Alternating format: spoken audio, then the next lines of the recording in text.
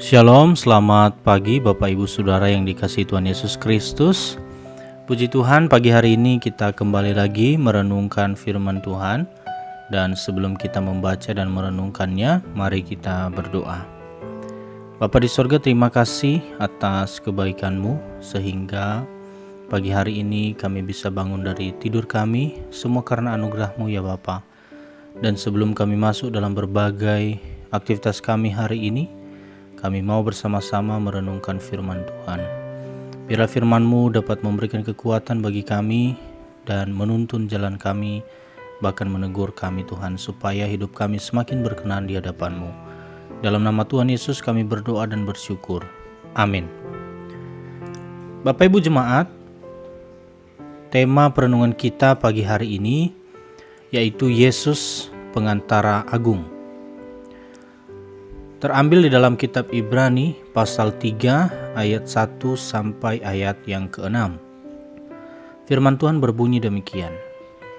Sebab itu, hai saudara-saudara yang kudus, yang mendapat bagian dalam panggilan sorgawi, pandanglah kepala rasul dan imam besar yang kita akui, yaitu Yesus, yang setia kepada Dia yang telah menetapkannya sebagai Musa pun setia dalam segenap rumahnya. Sebab ia dipandang layak mendapat kemuliaan lebih besar daripada Musa. Sama seperti ahli bangunan lebih dihormati daripada rumah yang dibangunnya. Sebab setiap rumah dibangun oleh seorang ahli bangunan. Tetapi ahli bangunan segala sesuatu ialah Allah. Dan Musa memang setia dalam segenap rumah Allah sebagai pelayan untuk memberi kesaksian tentang apa yang akan diberitakan kemudian. Tetapi Kristus setia sebagai anak yang mengepalai rumahnya, dan rumahnya ialah kita. Jika kita sampai kepada akhirnya teguh, berpegang pada kepercayaan dan pengharapan yang kita megahkan. Bapak Ibu Saudara, di dalam perjanjian lama, Musa adalah salah seorang hamba Allah yang paling besar. Allah memakai dia sebagai nabi yang menyampaikan hukum Taurat kepada umat Israel. Melalui Musa, Allah membimbing umatnya masuk ke dalam persekutuan dan ibadah yang intim dengannya. Akan tetapi, Musa adalah manusia biasa yang terbatas dan berdosa. Pada masa perjanjian baru, Yesus adalah utusan atau rasul Allah untuk membimbing umatnya ke dalam persekutuan intim dengannya.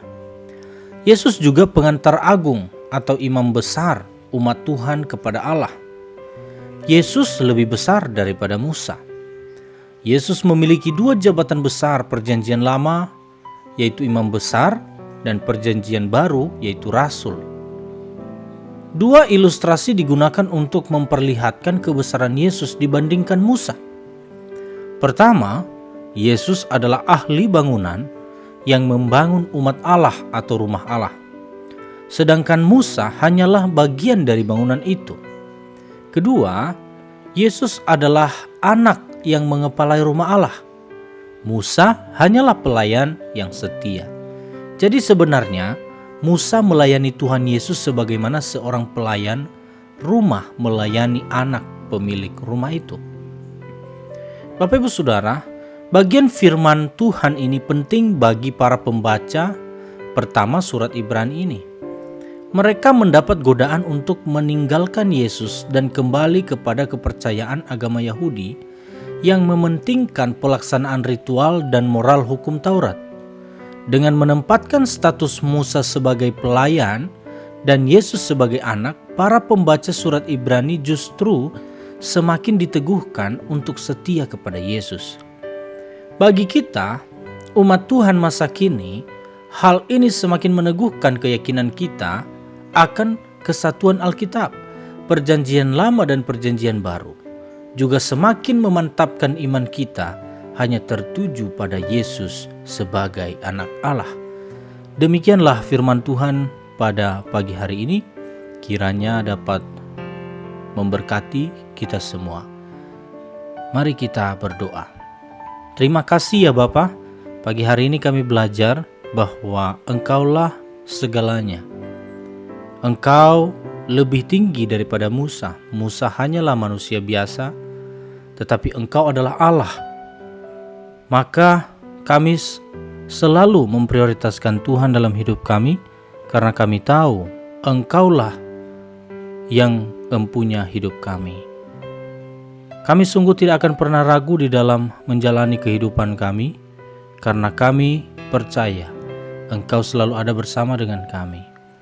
Bahkan hari ini di dalam melakukan berbagai aktivitas kami